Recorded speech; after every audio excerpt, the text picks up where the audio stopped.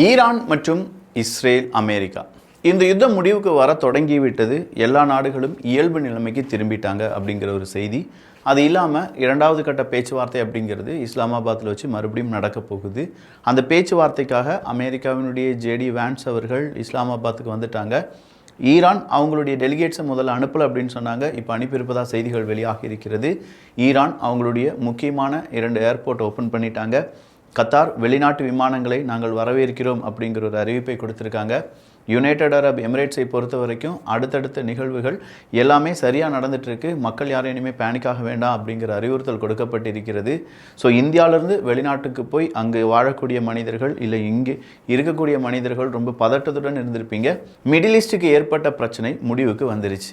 Middle east பிரச்சனையே முடிவுக்கு வந்துருச்சு. ரஷ்யா உக்ரைன் போர் என்னப்பா ஆச்சு அப்படிங்கிற கேள்விக்கான பதில் தான் இந்த ஒரு பதிவு. எல்லாத்தையும் பார்த்துடலாமா?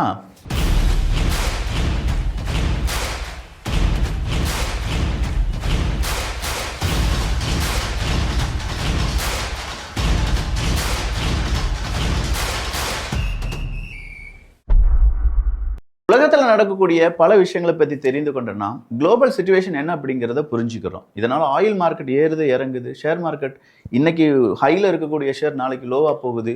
ஸோ ஒரு இன்வெஸ்டர், அதுவும் புதுசாக வரக்கூடிய இன்வெஸ்டர்ஸ்லாம் எதில் இன்வெஸ்ட் பண்ணணும் அப்படிங்கிற கன்ஃபியூஷனில் இருக்காங்க. ரொம்ப ஸ்ட்ராங்காக மோர் ஸ்டேபிளாக இருக்கக்கூடிய கம்பெனிஸை கண்டுபிடிச்சு அதனுடைய ஷேரில் நம்ம இன்வெஸ்ட் பண்ணுறது அப்படிங்கிறது குதிரைக்கொம்பாக இருக்கக்கூடிய இந்த நேரத்தில் அதை நமக்காக ஒருத்தவங்க செய்கிறாங்கன்னா புதிய ஒரு என்எஃப்ஓவை பஜாஜ் லைஃப் அறிமுகம் செஞ்சுருக்காங்க. பஜாஜ் லைஃபினுடைய Nifty 500 low volatility 50 index fund அப்படிங்கிறது தான். கிட்டத்தட்ட நல்லா பெர்ஃபார்ம் பண்ணக்கூடிய மோர் ஸ்டேபிளாக வொலட்டாலிட்டி ரொம்பவே கம்மியாக இருக்கக்கூடிய 50 நிறுவனங்களில் நம்முடைய ஃபண்டை இன்வெஸ்ட் பண்ணுவாங்க. ஆனால் வர்ற 30ஆம் தேதி ஏப்ரல் 30ஆம் தேதி வரை மட்டும்தான் இது NAV 10 ரூபாய்க்கு கிடைக்கும். மேலும் விவரங்களுக்கு கீழே இருக்கக்கூடிய லிங்க் அப்படி இல்லைன்னா ஸ்க்ரீனில் தெரியக்கூடிய QR கோட் யூஸ் பண்ணிக்கோங்க. தமிழ் கால்பேக் ஆப்ஷனும் இருக்கு. இல்லை ஏஜென்ட் உங்க வீட்டுக்கு வந்து எக்ஸ்பிளைன் பண்ணதா இருந்தாலும் செய்கிறாங்க. இது ஒரு கேபிட்டல் கேரண்டி பிளான். நம்ம இன்வெஸ்ட் பண்ணக்கூடிய பணம் ₹1 கூட மெச்சூரிட்டி டைமில் நம்ம கையில இருந்து போகாது. அதே நேரத்தில் மார்க்கெட் நல்லபடியாக பெர்ஃபார்ம் இருந்துச்சுன்னா அதுக்கான லாபம் நமக்கு கிடைச்சிருக்கும். NAV 10 ரூபாய் மாதம் நீங்க எவ்வளவு வேணாலும் இதில் இன்வெஸ்ட் பண்ணலாம். இந்த NFO இண்டெக்ஸ் அதனுடைய CAGR எடுத்து பார்த்தோம்னா கடந்த 5 வருடங்களில் 20.4%, கடந்த 7 வருடங்களில் 19% CAGR அப்படிங்கிறத பதிவு பண்ணியிருக்கு. பேங்கோட கம்பேர் பண்ணும்போது 5-6%. இது ரொம்ப ஹியூஜ் என்பதும் குறிப்பிடத்தக்கது. மாத பிரீமியத்தில் 120 மடங்கு நமக்கு லைஃப் கவர் அப்படிங்கிறதும் கிடைக்கும். வருஷத்துக்கு 2.5 லட்சம் ரூபாய் வரை இன்வெஸ்ட் பண்ணி அதில் கிடைக்கக்கூடிய லாபத்துக்கு டாக்ஸ் இல்லை என்பதும் குறிப்பிடத்தக்கது. NRI மாதம் 18,000 இன்வெஸ்ட் பண்ணீங்கன்னா 2 கோடி வரை கிடைக்கிறதுக்கான வாய்ப்புகளும் இருக்கு. இது 5 வருஷம் லாக்கிங் பீரியட் இருக்கிறதுனால மாதம் உங்களால் எவ்வளவு முடியுமோ அதை தான் நீங்க இதில் இன்வெஸ்ட் பண்ணணும். அதுவும் இல்லாமல் ஏப்ரல் 30ஆம் தேதி இன்னும் 10 தினங்கள் மட்டும்தான் இருக்கு. மேலும் இதை பத்தியான டீடைல்ஸுக்கு கீழே இருக்கக்கூடிய லிங்க் அப்படி இல்லைன்னா ஸ்கிரீன்ல தெரியக்கூடிய QR கோடை யூஸ் பண்ணிக்கோங்க. ரஷ்யா உக்ரைன் போர் அப்படிங்கிறது நீண்ட ஒரு நெடிய போரா மாறிடுச்சு. சமகாலத்தில் நம்ம பார்த்த போர் அப்படிங்கிறதுல கிட்டத்தட்ட 2-3 வருஷமா கண்டினியூஸாக இருக்கக்கூடிய யுத்தம் அப்படிங்கிறது இந்த ரஷ்யா உக்ரைன் போர் அப்படிங்கிறது தான். தொடர்ச்சியா நான் சொல்றது விட்டு விட்டு கிடையாது. இப்போ ஈரான் இஸ்ரேல் அமெரிக்கா அப்படிலாம் நீங்க எடுத்துக்கிட்டீங்கன்னா அந்த போர் ஒரு 6 மாசத்துக்கு ஒரு தடவை வரும், 8 மாசத்துக்கு ஒரு தடவை வரும், 1 வருஷத்துக்கு ஒரு தடவை வரும், இல்லை 2 வருஷத்துக்கு ஒரு தடவை, இப்படி ஒரு கண்டினியூட்டி ஒரு பேட்டர்ன் இல்லாமல் ஃபாலோ பண்ணாமல் அப்படியே வந்துட்டே இருக்கும். பட் ரஷ்யா உக்ரைன் போர் அப்படி கிடையாது. தொடர்ச்சியாக அந்த யுத்தம் அப்படிங்கிறது நடந்துகிட்டே இருக்குது. ஏதோ ஒரு மூலையில் குண்டுகள் விழுந்துக்கிட்டே இருக்குது, ட்ரோன் விழுகுது, மிசைல்ஸ் விழுகுது. இங்கே மறுபடியும் ரஷ்யா உக்ரைன் போர் அப்படிங்கிறது நேற்று இரவு பயங்கர சூடு பிடிச்சிச்சு அப்படின்னு சொல்லலாம். கிட்டத்தட்ட ஒரே நாளில் 700 drones and missiles including Shahed type ballistics and cruise missiles அப்படிங்கிறத ஏப்ரல் 15-16 இந்த 2 தினங்களில் ரஷ்யா அனுப்பியிருக்காங்க. அப்போ 15-16 அனுப்பினதுக்கு பழிவாங்கும் விதமாக நேற்று உக்ரைன் ரஷ்யாவின் மீது தாக்குதல் நடத்தியிருந்தாங்க. அந்த தாக்குதலில் ரஷ்யாவினுடைய முக்கியமான ஆயில் செக்டார்ஸில் பலமான அடி ஏற்பட்டிருக்கு அப்படிங்கிற ஒரு தகவலும், ஆயில் ஸ்பில்லிங் அப்படிங்கிறது நடந்திருக்கு என்கிற தகவலும் வெளியாகி இருக்கிறது.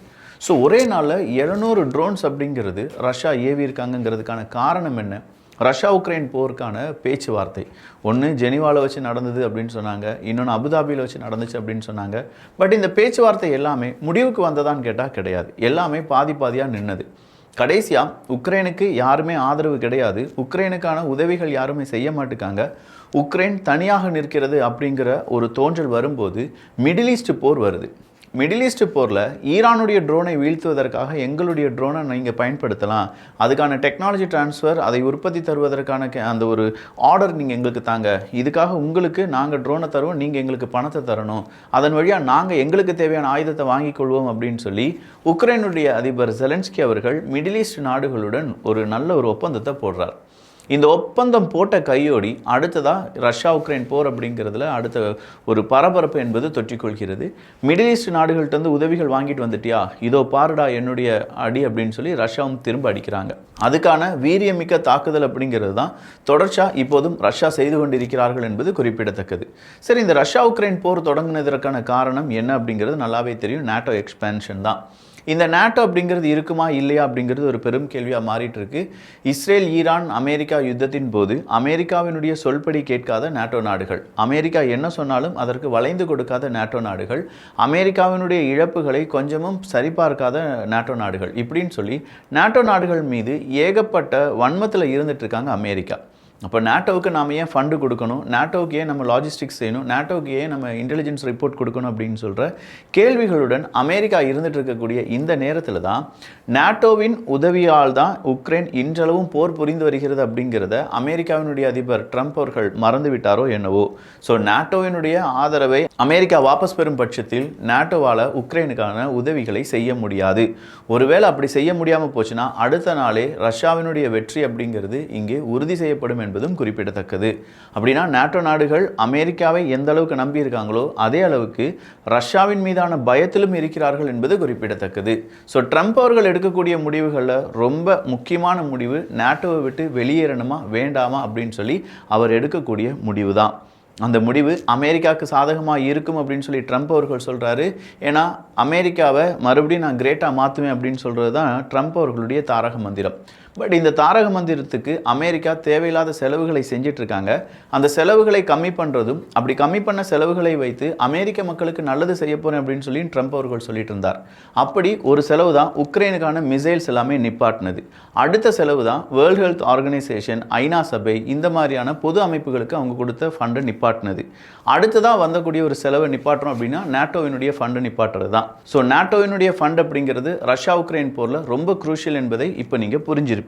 இதே மாதிரி தான் ஈரான் போருக்கு அமெரிக்கா காரணம் கிடையாது, இஸ்ரேல் தான் காரணம் அப்படின்னு சொல்லி அமெரிக்காவை கொம்பு சீவ பார்த்தாங்க. இஸ்ரேலினுடைய ப்ரெஷர் காரணமாகத்தான் அமெரிக்கா இந்த போரை தொடங்கினார்கள். இஸ்ரேல் கொடுத்த அந்த ஒரு ப்ரெஷர் ஈரானுக்கு எதிராக அமெரிக்காவை தூண்டிவிட்டது. ஸோ அமெரிக்கா தன்னிச்சா எந்த முடிவும் எடுக்க மாட்டாங்க அப்படின்னு சொல்லி ட்ரம்ப் அவர்களிடம் நிறைய பேர் கேள்விகள் கேட்க, இல்லை அக்டோபர் 7 தாக்குதலுக்கு பிறகு இஸ்ரேல் கூட நான் டிஸ்கஸ் பண்ணதே கிடையாது. இந்த யுத்தம் அப்படிங்கிறது முழுக்க என்னுடைய சார்பும் அமெரிக்காவினுடைய சார்பாகத்தான் எடுத்தோமே தவிர இஸ்ரேலினுடைய சார்பாக எடுக்கவே இல்லை அப்படின்னு சொல்லி அமெரிக்கா இஸ்ரேலினுடைய கூட்டணியை நான் தனியாகத்தான் செய்தேன் அப்படின்னு சொல்கிற அளவுக்கு கொண்டு வந்துட்டு இருக்காரு ட்ரம்ப் அவர்கள்.